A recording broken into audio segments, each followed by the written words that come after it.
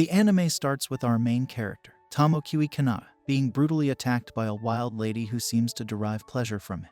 Despite the pain, Kanata remains silent, his lifeless eyes fixated on the moon above. The lady calls out his name, but Kanata is indifferent, as he knows he is already dead. Upon awakening, Kanata finds himself face to face with an old goblin, bewildered by his own existence and the presence of the green creature. The old goblin decides to name them Gokichi and Goburou respectively. Kanata, now Goburou, expresses disappointment at the lack of effort in the naming process. The old goblin then stuffs a bug into Goburou's mouth, prompting a groggy response. The next day, Goburou finds himself surrounded by other goblins, realizing he too has become one of them. The realization of his transformation into a helpless goblin overwhelms him, leading to tears. As days pass, Goburou notices rapid growth in his body, realizing that goblins mature much faster than expected. Determined to survive, he embraces his new life with optimism. On the fourth day, the old goblin gives them some bugs and informs everyone that this will be the last food they'll get from him. He will no longer provide food. Goburou and the goblins enjoy their last free meal. Stepping outside, Goburou takes in the sight of one sun shining in a blue sky, yet it's filled with strange, unsettling birds, and there are unfamiliar plants all around, signaling that this world is unlike anything he's known. Gob-Kichai steps out too and also marvel at the sights around them, both admitting it's their first time seeing the outside world. Taking a moment, Goburou introduces himself and teaches Gob-Kichai his name, forming a bond between them. Their goal, to hunt for food. As they explore, they stumble upon a horned rabbit grazing peacefully. With Gob-Kichai's help, Goburou positions himself strategically, ready to strike. As the rabbit approaches, Goburou swiftly brings it down with a well-aimed blow from his stick. However, their joy is short-lived when Gob-Kichai moves to devour the catch alone. Frustrated, Goburou insists they share, resorting to gentle persuasion with his stick to enforce the lesson of cooperation. Gob-Kichai, not far behind, marvels at the unfamiliar world outside, expressing his awe at its newness. Sharing the same sentiment, on the sixth day, Goburou and Gob-Kichai met Gobmi. She seemed impressed by their hunting skills and ability to eat horned rabbits. Gobmi shared a sad story about someone who was killed by a creature named Goburou. It was quite surprising. Gob-Kichai wanted some praise too, but Gobmi told him he was just average. The leader asked Gobmi if she wanted to join their hunt the next day. She happily agreed and hugged Goburou. However, they couldn't go hunting when the time came because it was raining. So, they postponed the hunt until the following day. Goburou used this indoor time to check what supplies they had. He also tried to make a new weapon. Goburou found some ore and began refining it with a rock. While he worked, he couldn't help but think about the human captives nearby and their unfortunate situation. He tried to push those thoughts aside, and Gob-Kichai helped by starting a conversation and telling him he seemed motivated. The seasoned goblin observes that Goburou might level up faster than anticipated upon a closer look. This is the first time the young one hears about this leveling idea. Gobji educates him about the gestures used to display one's level. Goburou taps his head, and the system notifies him that Gobji is at level 86. The elder reveals that upon reaching level 100, one can evolve into a more advanced being. This achievement is quite rare, as only 1 out of every dozen goblins manages to accomplish it.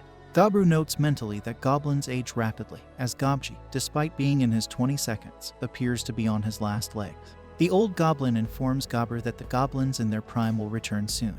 When they do, the newborns will witness what an evolved hobgoblin looks like. However, Gobji is more interested in seeing what kind of prey they will bring this time. It has been 8 days since Goburou's reincarnation.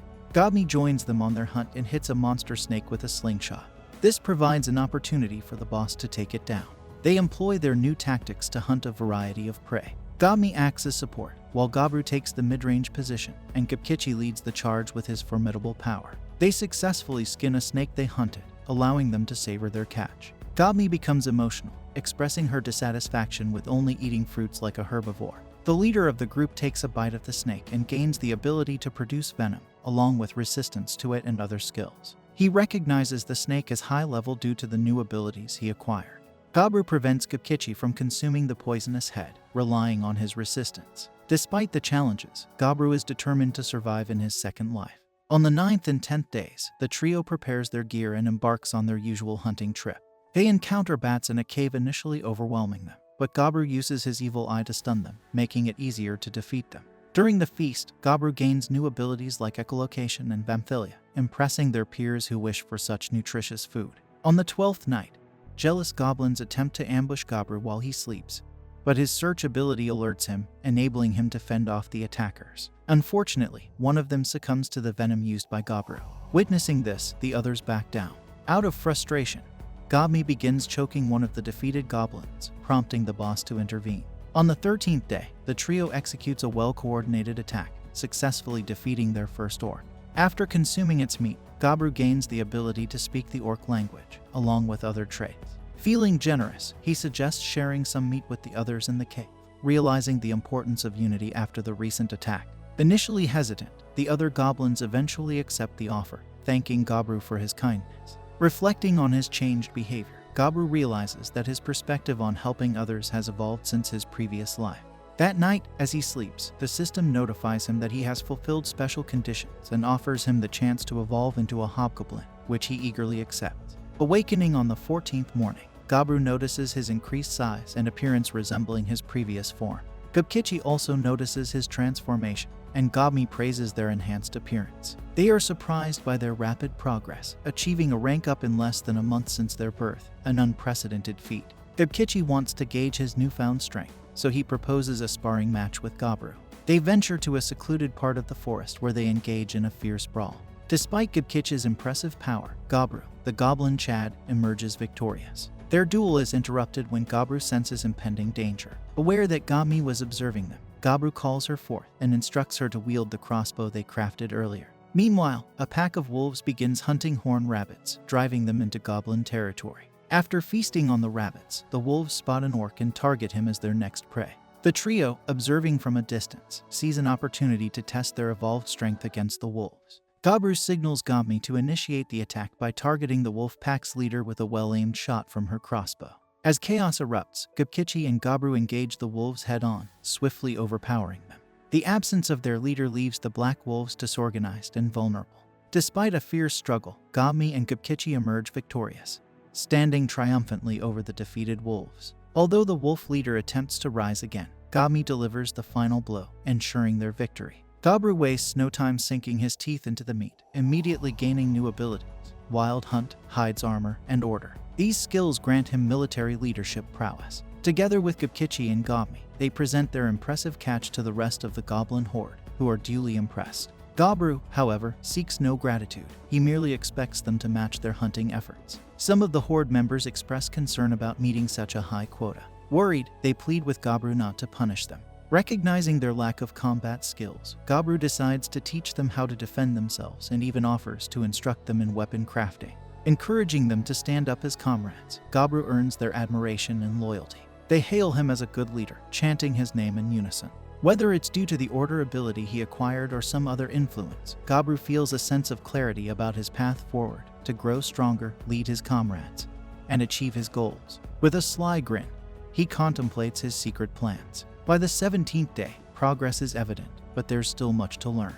Returning to the cave, Goburou is pleased to find that Goburou has also evolved into a hobgoblin. She flashes him a cute smile. On the 17th day, Old Man Goburou is awakened from his sleep and given the sad news of the death of all the human female captives. Goburou explains that they died by their own hands after drinking a potion that caused them to fall into an eternal sleep. The two goblins give the humans a respectful memorial. After a few days, Gob is criticized for lagging behind during a training session by the leader of her generation. While they run, Goburou reflects on how he gained abilities by consuming many monsters. However, they notice a group of unfamiliar people carrying weapons approaching in the distance. Goburou prepares his swords and moves towards them, but Gabji stops him to inform that the approaching group are actually raiders targeting their settlement. Goburou's generation. The raiders return with a successful raid, pleasing Old Man Gabji, who begins to commend their leader, Hopkin. The raiders not only bring back goods but also 5 human females. The elderly goblin becomes excited at their lively appearance, commenting on how convenient it is that they have arrived to replace the deceased captives. It's known that goblin DNA is dominant, so regardless of the species they mate with, the offspring will always be goblins. Although Goburou understands the desire to reproduce, he disagrees with the methods they use, and his disapproval is evident on his face. He approaches the leader with a stern expression and asks if he can take charge of the humans. However, the alpha male is offended by this question and grabs Goburou in a confrontational manner. This interaction creates tension in the camp, leading both the old and new generations to draw their weapons, preparing for conflict. Old Man Gabji finds himself in the middle, feeling confused as he witnesses the unfolding situation. Two female goblins intervene to defuse the situation and prevent a civil war. Since Goburou is unfamiliar with them, he inquires about their identities. The old man introduces the one with purple hair as Hubsato, and the other as Hobbs the Mage. Hubsato suggests that the leaders from each generation engage in a duel to settle the matter. The winner will have the authority to make decisions for the village. Both parties agree to the terms, and as they prepare for the fight, Hobkin agrees to the duel without weapons, aiming to teach young Goburou a lesson. The scene abruptly shifts to Hobkin, who is bound and battered, resembling someone who has endured a brutal fight. Old Man Gobji is astonished by the young goblin's skill, surprised that he had been concealing such power all along. Since the webs he used to immobilize his opponent were generated from his own body, he is declared the winner. This skill was acquired from the demon spider, not Spider-Man, to clarify. Even the two female goblins from the previous generation are impressed by Goburou's abilities. The new leader addresses the old generation, inquiring if they have any objections to him assuming the role of chief. However, given their former leader's decisive defeat, they have no option but to acquiesce. Later, the new chief converses with the human captives, assuring them that he has instructed others not to harm them. He expresses his intentions to treat them well and promises to ensure their safe return to their villages. One of the captives asks what they need to do in return for this, to which he replies that he simply seeks their human knowledge. He learns that the females were part of a business travel group ambushed by the older goblins, resulting in the men being killed and the women captured. After hearing their story, the women begin to cry, but Goburou doesn't want to involve himself in their tears and leaves them to it. The next day, he brings them breakfast, and the red-headed woman greets him with a smile. The women seem happier since the chief assured their safety, so they enjoy the food he prepared. They each have specific roles. The girl with short hair is both an appraiser and a smith. The two blonde sisters are cooks. The girl with glasses is a chemist, and the red-headed woman is a rookie warrior. Despite her current lack of strength, Goburou plans to train her. During the next day's training session, some of the older goblins try to challenge the new leader, so he asserts his authority by disciplining them. Goburou decides to prioritize training over hunting for now and wants everyone to adhere to the rules he's established. Remarkably, he accomplishes all this within 28 days. By day 31, Goburou sets a good example for the group by sparring with Gobkichi. The onlookers are amazed by their intensity, while Hopkin sulks in a corner. Later that night, while the chief sleeps, Hopkin and a few others sneak into the area where the human females are held. Before they can carry out their intentions, Goburou appears and confronts them, subduing them with his fists and sword. The women wake up to find Goburou has captured the intruders. He knocks out Hopkin and apologizes to the females for frightening them.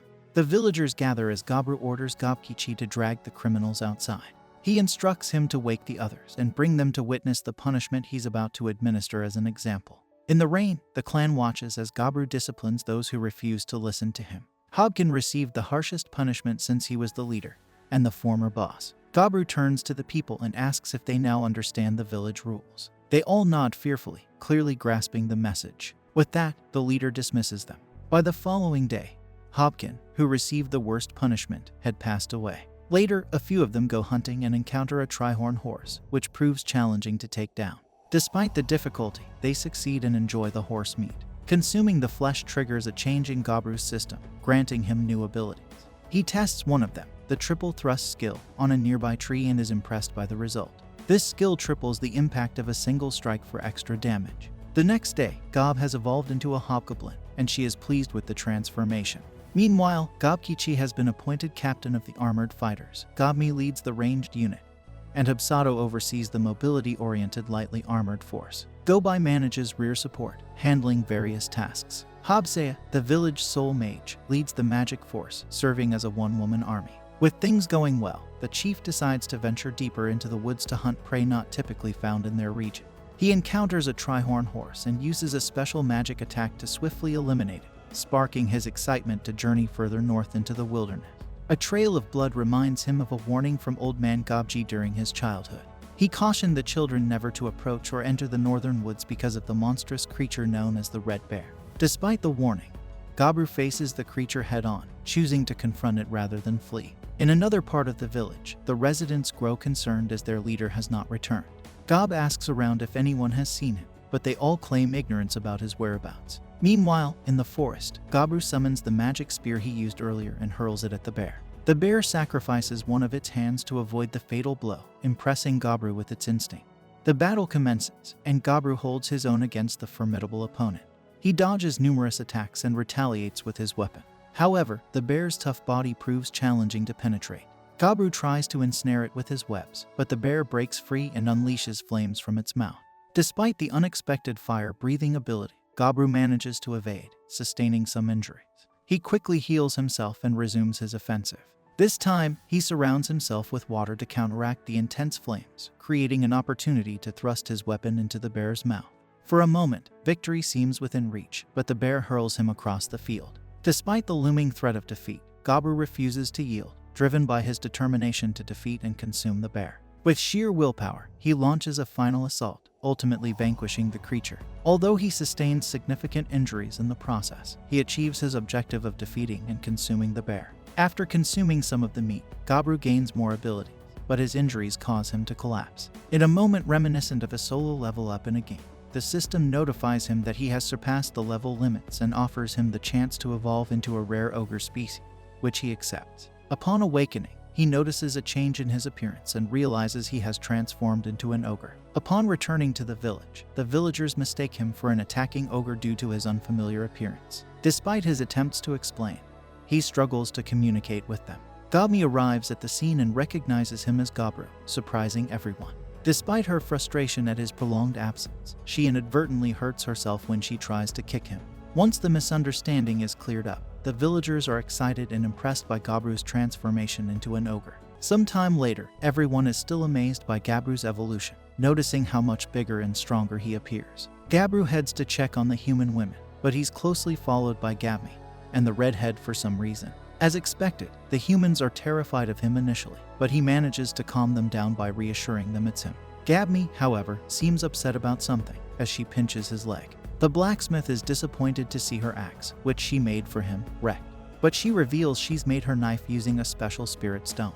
Goburou praises her, but finds the other girls pinching him even harder. The twins need help with their cooking duty, so Goburou explains he'll assign a few goblins to assist them. He's impressed that they've adapted to being around goblins so quickly, remarking they would make great wives. He jokingly wonders if they want to be his wives, and they playfully call him a sly dog.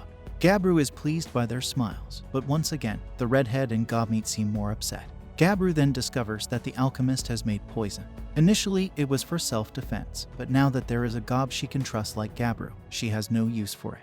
Goburou picks her up and admires her smile as well, but he can instantly feel the murderous intent coming from the other girls. Having spent all his time cheering up the girls, Goburou now feels exhausted in spirit. On day 36, Goburou realizes he can no longer train with the others. He has become so powerful that even his lightest punches leave regular goblins in critical condition. Even Gabukichi's armor couldn't withstand them. As Goburou heals a nearly dead goblin, he wonders what's wrong with Gabukichi. Gabukichi says it's nothing as he goes to hunt, but Goburou can tell that something's amiss. Besides that, Goburou has started to notice that Hapsato and Gabumi have begun hunting together. The red-headed woman is training alone, and Gabai continues her hobby of mining for spirit stones. As for Goburou, we see that he can still use his missing arm like it's made of slime, thanks to the fact that he once consumed a slime. Goburou wonders if Gabukichi will be okay, but Haps points out that it depends on how much effort Gabukichi puts in. The two argue as Goburou wishes Haps would give him back his book, and he reflects on how he was finally able to have a relaxing day. On day 37, Gabai panics as she finds a little creature in really bad shape. Goburou does his best to heal her, but she's losing too much blood, so he decides that he will have to get some blood-producing medicine from the alchemist. Luckily it works, so they introduce themselves to the creature, whom they call a carbuncle. The carbuncle introduces herself as Latana, and reveals that she was attacked by humans. The gem on her head is a high-class material, so its price is said to be as high as 1 billion gold. Latana asks that they lend her their power, and begs them to get rid of the humans that attacked her. Goburou is familiar with the history of the carbuncles. Their master, named Velvet, was a famous legendary magician, and he created them to watch over his secret treasure den. Latana explains that when she was attacked, her core was broken, shortening her lifespan. In the secret treasure room lie legendary class items that Velvet collected throughout his entire life.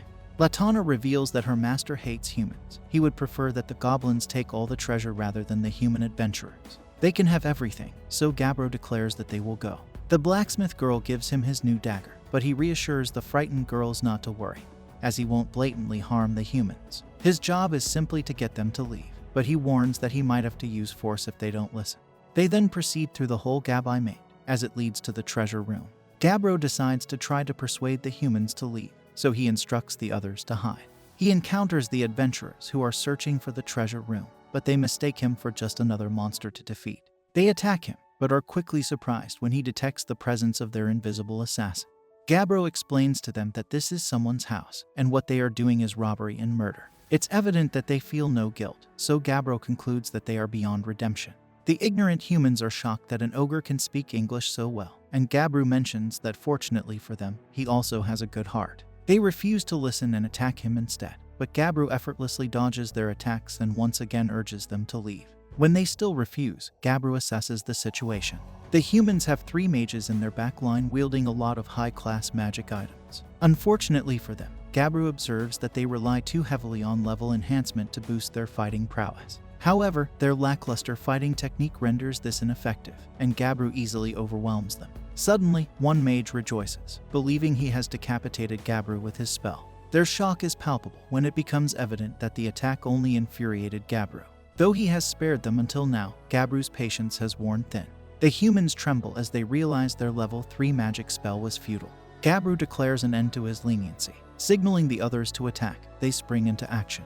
Drawing his blade, Goburou admonishes the humans for not seizing the chance to leave earlier. Later, Goburou reveals that they dispatched the adventurers and consumed them, acquiring their traits, including those of an assassin, high wizard, and enchanter. But that's not all. Among the adventurers were high-level individuals with valuable loot, including a rare ring and an item storage bag filled with items, which Goburou devours as well. Among these is a cheat item box capable of holding an incredible number of items. They then proceed to the treasure room, where Latana expresses her gratitude. She explains that her master, Velvet, excelled with spirits, hence the abundance of spirit stones in the area. Wishing Goburou good health, she bids farewell and disappears. Touched by the moment, Goburou consumes the gem she left behind. Gab Kichai checks on Gabai, who reassures him she's fine. They share a moment of silence for Latana, after which Goburou decides they'll distribute the treasure among themselves. He's impressed by his item box's capacity, even after storing all the loot. Not wanting to leave Velvet's body behind, Goburou cremates it, revealing a gauntlet in the process. Upon trying it on, Goburou is astonished when it attaches itself to him, becoming his new arm. The others are equally amazed, and Goburou demonstrates its capability, finding it as functional as his original arm. Deciding to celebrate their successful mission, Goburou hosts a party. On day 38, he evaluates the loot with the blacksmith, discovering its remarkable rarity and power. The next day, Goburou equips the hobgoblins in their group with magical items. As for himself, Goburou selects the Vermilion Spear and 2 other legendary class artifacts, bringing his total to 3. Legendary class items rank just below Phantasm class, with the potential to grant immense power. Later, they gather ingredients for bear soup, and Goburou is pleased to witness everyone's growing strength. On day 40, Garbo organizes a tournament to select the hobgoblin leader, excluding himself, and establishes a mercenary group. The following day, Goburou sets out to encounter unfamiliar monsters. His first discovery is a golden spider, which drops valuable-looking items upon defeat. Consuming them enables him to create gold string, potentially for crafting accessories. Next, he encounters some red deer, but consuming one yields no new traits. Further exploration leads him to a grand tree, where he learns about dryads from Gobji.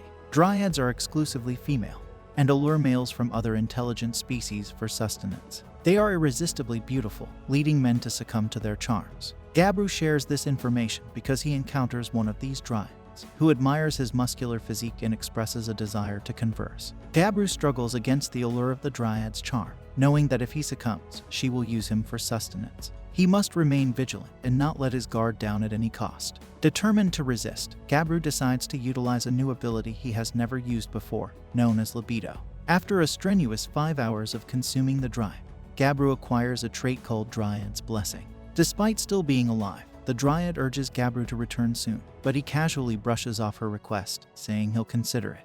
Later, Goburou takes a bath in the lake and is suddenly surrounded by lizardmen. Asserting his invincibility for the day, Goburou effortlessly dispatches them and even defeats another monster. On day 42, Goburou discovers that 2 goblins possess a talent for magic.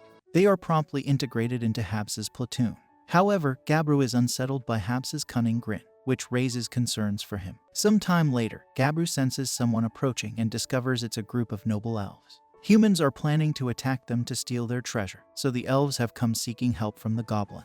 One elf in particular has a rude demeanor, but they're offering several months' worth of food for the goblin village in exchange for assistance. Goburou sees this as a favorable offer, but to their surprise, Goburou declines. He's not concerned about the potential conflict, he just wants the elves to be more genuine when seeking help. The rude elf threatens Goburou, but Goburou's intimidating glare strikes fear into their hearts. He warns them to signal their hidden archers to stand down. Despite their attempts to attack him, the elves realize they can't harm Goburou. The elf leader orders them to cease their assault, and Goburou explains that he's refusing their offer simply because he's not in the mood. However, he emphasizes that the goblins also inhabit this forest, and if the humans pose a threat, he wouldn't mind joining forces. Goburou impresses everyone by wielding his legendary weapon, although he doesn't fully comprehend its workings. When he stabs something with it, he can conjure an endless supply of spears that can reach up to 100 meters away. The elves, frightened by this display, flee in terror, and Goburou hopes they'll stay away for a while. On day 45, Goburou hunts down 20 gray slimes and consumes their cores, gaining various abilities such as fluid regeneration and auto-replication. He experiments with auto-replication, creating a miniature version of himself from his blood. This miniature Goburou shares his senses, leading Goburou to a clever idea. On day 46, he has the girls craft clothing lined with his blood, turning them into transmitters for emergency. On day 47, Goburou's scouts report that the elves have returned, but Goburou responds by unleashing a deafening roar from his cave, paralyzing the elves with fear. Emerging without a word, he captures them. The elf leader, wounded by Goburou's disrespect, demands retribution, but the other elves apologize for their leader's behavior. Goburou decides their leader is as good as dead but offers the rest a chance to survive. They'll face the goblins in a mock battle, and those who win will be spared. Goburou's decision is just, stating that survival requires the elves to fight with all their might. In the end, 6 out of the 23 elves are defeated, all of them men. However, Goburou privately admits to favoring women and subtly influencing the fights to spare them. After consuming the defeated elves, Goburou gains more abilities. He then informs the survivors that they are now prisoners, despite their hopes of being released. Goburou sees them as entertainment, but is reminded by Goburou that there are rules against mistreating prisoners. Although Goburou agrees to follow the rules, he still pleads out of desperation. Goburou proceeds to administer the final punishment to the elf leader. On day 48, Goburou reaches level 100, and on day 49, everyone is astonished to see him evolve into a special variant with a dark red color and iron heart skin. Blessings from the demigods of flame and war. Goburou points out that Goburou hasn't had a sparring partner since becoming an ogre, and Goburou feared he'd never catch up. Goburou has changed, so they engage in a match outside. Although Goburou still dominates, Goburou impressively holds his ground. Eventually, Goburou wins, realizing Goburou is indeed his rival. That night, exhausted Goburou encounters a mysterious figure, who apologizes and presents a gift as a token of appreciation. Goburou wakes up bewildered, unsure of what transpired. On day 51, Goburou wonders if Goburou's determination influenced others, as 4 new hobgoblins emerge. Among them, one is destined to be a mage, while another will become a cleric named Goburou, dedicated to healing. Additionally, Haps undergoes evolution, ascending into the Lord family as a half-spell lord. Goburou notices the markings on Haps's arms resemble his own. Haps, brimming with mana, wants to test her newfound strength outside. She unleashes a powerful fire attack, showing she can do at least 20 more of those. Despite being only a half-spell lord, she's expected to evolve into a full one soon. Goburou provides her with new gear to match her evolution, reassuring the envious Sato that she'll catch up eventually. Goburou notices evolutions happening more frequently and suspects that the goblins' environment during their early life influences their growth rate. While it's great to see everyone getting stronger, Goburou acknowledges that not everyone in the village is as fortunate. On day 52, the older goblins express their discontent. Despite their efforts to keep up, they feel left behind by the younger ones. They decide to leave the village, and Goburou surprises them by choosing not to punish them with death for their betrayal. Goburou clarifies that the departing goblins aren't stealing anything, so it's up to them if they want to leave. Surprisingly, Goburou gives them a parting gift, a magical knife made of mithril with an incredibly sharp edge. On day 53, Goburou discovers a human killed by an orc. Despite the grim situation, after consuming the human, Goburou gains an interesting ability called Monster Tamer. He hopes to use this ability to honor the deceased. That night, Goburou is delighted when the alchemist successfully brews booze. On day 54, Goburou announces the departure of the older generation of goblins and invites anyone else to join them, but no one else opts to leave. They celebrate with a toast. On day 55, Goburou works on producing earrings infused with his blood to serve as communication devices. By day 56, Goburou confirms that the earrings work perfectly and makes enough for everyone. On day 57, Goburou defeats a Trihorn, and Goburou successfully tests his monster tamer ability acquired from the human, making the Trihorn their first familiar. On the same day, Goburou gains a gray bear familiar, while the leader of a black wolf pack becomes a pet and bodyguard for the human women. On day 59, Goburou is astonished to see the red-headed girl, once weak, now transformed into a powerful warrior. During their meal, he is surprised when she reveals her new role as a shadow soldier. Goburou explains that she must consume monsters periodically to sustain herself, leading to remarkable growth. Later, Goburou learns of human attacks on goblins in the forest, signaling an impending war. On day 60, Goburou senses kobolds being pursued by an undetectable threat. Upon their arrival at the cave, they confront magically animated skeletons. Despite attempts by God Miai's archers, the skeletons are impervious to arrows. Gobukichi fears the situation will escalate.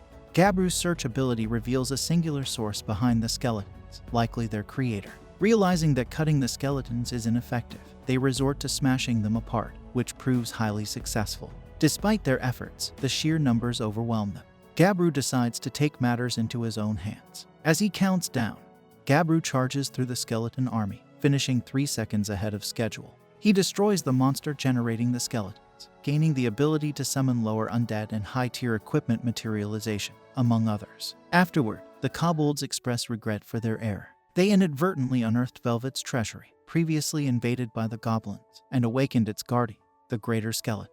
Desperate to survive, they sought refuge in Goburou's cave, known for the terrifying black ogre residing within. These kobolds now pledge allegiance to Goburou, acknowledging his past conflicts with their kind. Despite this, they are deeply thankful for his intervention, recognizing the natural law of the strong prevailing over the weak. They relinquish control of their fate to Goburou, acknowledging their debt to him for saving their lives. Goburou accepts their gratitude and ensures their injuries are tended to by their cleric. Surveying the diverse assembly in his cave, Goburou is puzzled by how circumstances have brought together such an intriguing group. On the 61st day, Goburou goes hunting with Gab-Kechai, and they spot 12 armed human soldiers. They trail them, and Goburou uses his ability to listen in on their conversation.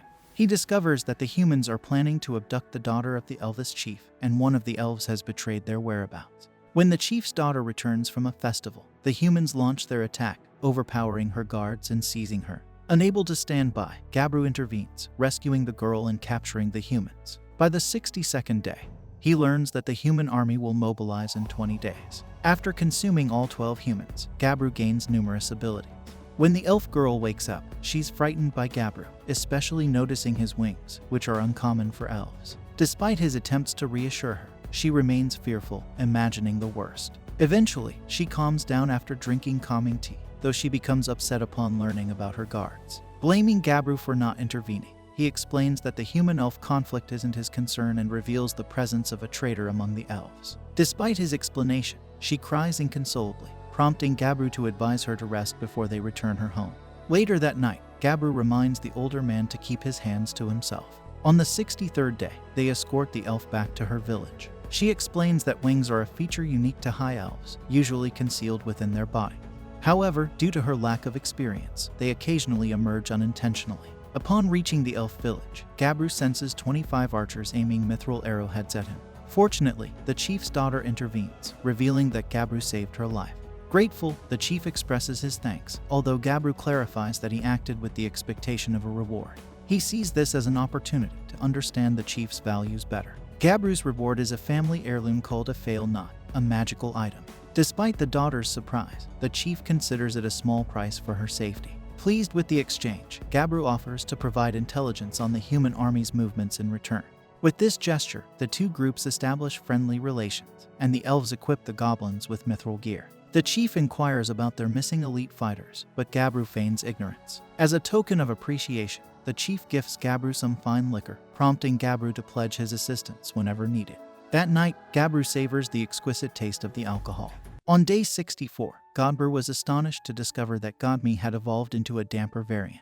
Additionally, they gained 8 new hobgoblins. Godmi acquired new abilities, including the power to create and control large amounts of ice bestowed upon her by the god of ice. Her evil eye's ability now has the capability to charm enemies, causing them to fight amongst themselves. Goburou seemed to recognize her appearance, though he couldn't recall why. Goburou also underwent evolution and is now a half-Earth Lord, granting her the power to manipulate the ground and strengthen her body, along with the ability to use lightning magic to locate gems. Habsato evolved into a half-bloody Lord, granting her the ability to control blood and shape it into weapons.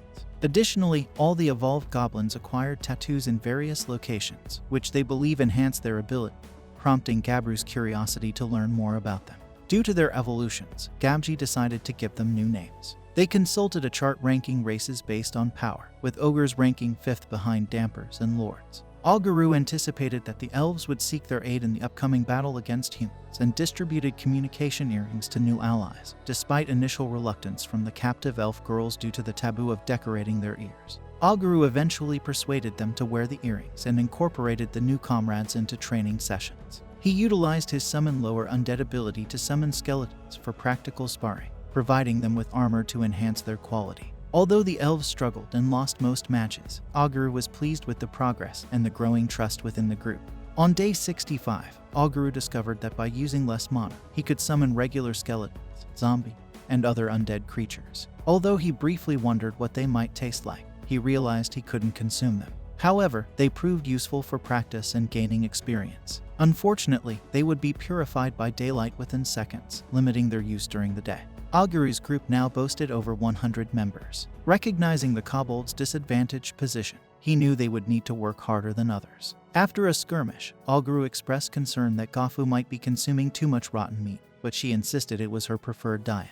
On day 66, Goburou instructed Earthy to seal the cave exit where the skeletons emerged. Additionally, he tasked the kobolds with hunting to acquire more wolf familiars. Surprisingly, they exceeded expectations, capturing 20 wolves. On their journey back, they encountered a formidable boar, which Earthy swiftly defeated. Later, the Forge Girl unveiled an upgraded axe that Goburou had damaged during a battle with a red bear. It had been enhanced with a blend of spirit stone, iron, and mithril alloy. Impressed, Goburou learned that the Smith Girl had ascended to become an elemental smith. On day 67, Goburou Kichai confesses to Goburou that he has feelings for Earthy. Despite being surprised, Goburou advises him and offers assistance, as Goburou Kichai is new to such matters. Goburou devises a plan for his friend, hoping for positive results by morning. That night, Goburou Kichai expresses his feelings to Earthy, and she appears receptive. The following morning, Goburou Kichai feels buoyant and stronger than ever during a sparring match with Goburou. Remarkably, he manages to land more attacks than usual, much to Goburou's satisfaction. It turns out that Earthy had discussed the matter with Damie the previous day, and together they orchestrated a favorable outcome. Goburou and Damie arranged the setting to facilitate Goburou Kichai's confession. Goburou found his friend to be unusually vigorous, and had to substitute himself with a black skeleton during their training bout. After their training session, Goburou's group went hunting and encountered numerous insect monsters previously unseen by Goburou. As a result, he gained additional ability, the most notable being one called Exoskeleton. Goburou was surprised to discover that using the exoskeleton ability made him resemble a superhero who can transform. This new exoskeleton is incredibly strong, with the ability to repair itself and absorb impacts. While Goburou finds it a bit flashy for his taste, Damie thinks it's cool. When Goburou tries to change back into his regular clothes, he finds himself in his birthday suit instead. It turns out that his normal clothes were used to create the exoskeleton. He's disappointed because he really liked his outfit, especially since it was made from the red bear's pelt. Additionally, Goburou realizes that this exoskeleton ability allows him to have 5 different forms. Since one form was already used with the red bear, he decides to register 4 others. He decides he wants forms for air and sea battles, so he registers one form from the insect, allowing him to sprout wings and fly. However, controlling it proves to be quite challenging, so he knows he needs practice. On day 69, during heavy rain, the redhead suggests sparring with Goburou. She has been making steady progress, and has been seeking more training lately. Goburou reflects on how she used to seem like a puppy but now resembles a grown Doberman. Meanwhile, the Smith Girl has been meeting regularly with the elves to brainstorm ideas for new weapons. She is currently working on developing a repeating crossbow, and tests have been successful. Goburou has asked her to start manufacturing them. He also provided her with more materials to make a new weapon for him. The chef sisters have been appointed as head chefs and have been tasked with recreating dishes from Goburou's past life, such as potato chips. After that, Goburou had a meeting with the alchemist about manufacturing magical items. items. She reveals an item she created from the bones of the black skeleton, a bone nail that can freeze whoever it strikes in place. The other girls catch Goburou hugging the alchemist, but he doesn't explain what happens next. On day 70, a group of elves arrives representing the chief elf. As they pass by their former comrades, Goburou's earrings cast a disguise effect, making them appear as dark elves. The elf messenger reveals that the humans are advancing, and the elves alone can't handle them, seeking Goburou's aid. The chief elf is willing to pay any price to completely eliminate the enemy. However, the contract will be void if Goburou retreats. Accepting the job, Goburou stipulates that they'll do it on his terms. He instructs the messenger to give the elf chief a bracelet for communication. Recognizing the value of information, Goburou utilizes his blood minis spread throughout the woods. Gathering everyone, he announces the transition to a mercenary company. They've become a professional fighting force, and everyone is on board. Deciding on the name Parabellum Mercenary Company, Goburou urges everyone to prepare for battle. It's time for their first mission, and they all chant Parabellum in unison. On the 71st day, Goburou's Parabellum Company embarks on their inaugural mission. The company consists of 36 members, but with Spellsay's sorcery, their familiars can also join them, bringing the total number to 73. They set out early in the morning, guided by intel provided by one of Goburou's informants. Encountering a barrier surrounding the human army base, Goburou utilizes an attribute on his silver arm to dismantle it. With the barrier down, Earthy employs her earth manipulation abilities to block off any potential escape routes for the human. Damie and Spelsay then lead a coordinated magical assault, while Goburou summons a legion of skeletons and adds spears to the mix. Despite their efforts, Goburou is surprised to find that the humans are not easily defeated. A female knight leads their defense, prompting Goburou to introduce himself with a resounding roar. Recognizing that the Black Ogre controls the undead, the knight rallies her forces to strike him down together. The human mage initiates the attack, impressing Goburou as the knight enhances her speed. He acknowledges her astute assessment of the situation, admiring the mana she envelops herself in.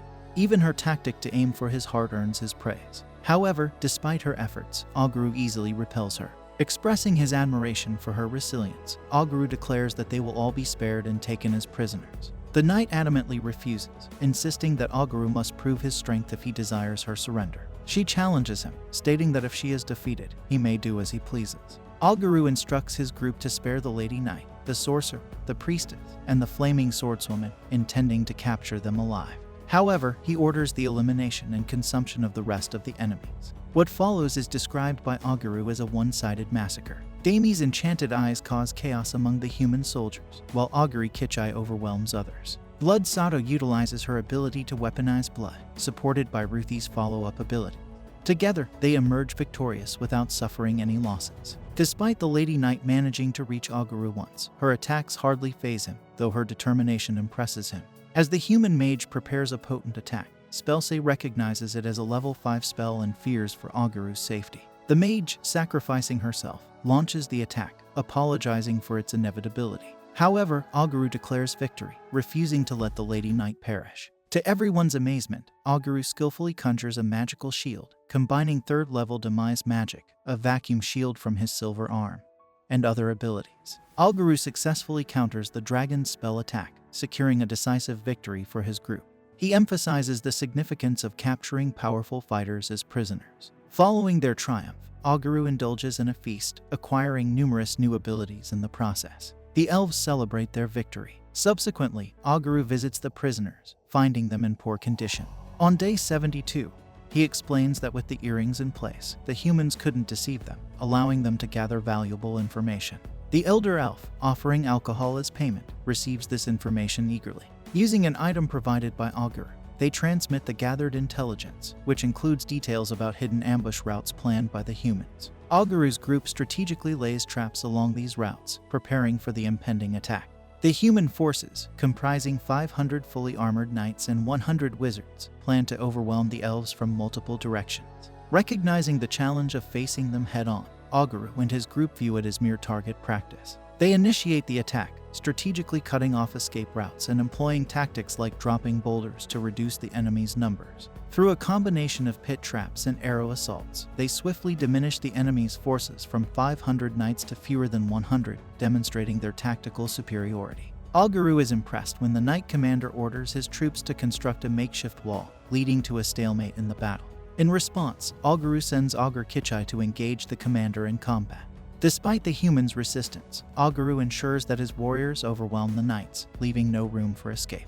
However, Goburou is uncertain whether Augur Kichai can control himself during the fight. As Augur Kichai confronts the commander, his ferocity becomes evident, surprising even the commander. Goburou acknowledges the commander's resilience, but ultimately, Augur Kichai emerges victorious. Following their customary feast, Goburou gains new ability, while Augur Kichai remarks on the commander's resemblance to Goburou, a comparison Goburou dismisses. Suddenly, Dami expresses her desire to bear Goburou's child, surprising everyone.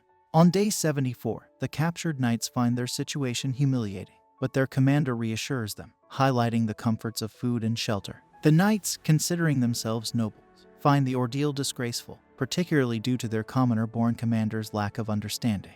Subsequently, Goburou learns from the commander the reason behind the human attack on the elves, a princess's fatal illness, prompting her betrothed king to seek a cure. Upon discovering the elves' sacred medicine, crafted with the forest demigod's blessing, the humans' greed sparks the conflict. Later, during a mining session, Earthy and the others are startled by an unexpected event. Amid speculation of an attack, they discover the creation of a hot spring, much to everyone's surprise. Excitedly, Goburou informs everyone about the benefits of the newly discovered hot spring. It enhances their healing ability, alleviates any status ailments, and contributes to healthier skin. Delighted by these advantages, everyone indulges in the rejuvenating bath, with Goburou acknowledging Earthy for uncovering it. On day 75, Goburou devises a new training regimen, utilizing the human prisoners. The plan involves honing leadership skills by orchestrating simulated battles with real soldiers. Participants give commands to their troops, appropriately attired for battle, aiming to defeat the opposing group's leader. Goburou assumes the role of a neutral judge, observing from the sidelines. During the exercises, Spelsay and Dami demonstrate strong leadership, effectively directing their respective units. However, Augur Kichai and Blood Sato struggle to secure victory. Observing this, the human spectators are perplexed by the goblin's military drills. Expressing his frustration, the commander expresses his desire for a direct confrontation with Goburou instead of engaging in mock battles. Impressed by the commander's courage and determination, Goburou gains respect for him, referring to him as the Steel Knight. To level the playing field, Goburou infuses the commander with mana, signaling his willingness to engage in combat. Releasing a portion of his power, Goburou engages in battle, swiftly overpowering the commander, who realizes he never stood a chance against Goburou's might. Goburou heals the Steel Knight, inspiring Augur Kichai to also challenge him to a fight. Observing their battle, Goburou senses that Augur Kichai is motivated by the Steel Knight's resolve. Later, the Steel Knight explains that he hails from a land abundant with demi-humans, facilitating his communication with them. Impressed by the diverse races gathered by Goburou, the Steel Knight wonders if Goburou's presence is divinely ordained. He relinquishes his knighthood, pledging his allegiance to Goburou. Accepting the offer, Goburou frees him from captivity and entrusts him with tasks suited to his talents. Goburou mentors the redhead, tasking him with teaching unique human combat skills. Subsequently, the elf elder agrees to care for the wounded humans. Inquiring about the sought-after secret medicine, Goburou learns that it's the same medicine the elder previously entrusted to him. This medicine is highly revered for its unparalleled healing property, capable of curing various ailments. Goburou is astounded by the elder's generosity, who explains that their laws permit sharing it with Goburou, the savior of his daughter. Upon consuming the medicine, Goburou experiences an unusual sensation and gains numerous extraordinary healing abilities. To demonstrate, Goburou offers a drop of his blood to an injured human, who is astonished to find his injuries healed and his back pain alleviated. Similarly surprised, Goburou contemplates the extent of his newfound ability, realizing he has entered uncharted territory. Healing someone with just a drop of blood prompts him to speculate on the magnitude of his powers and their potential implications. This brings an end to our episode.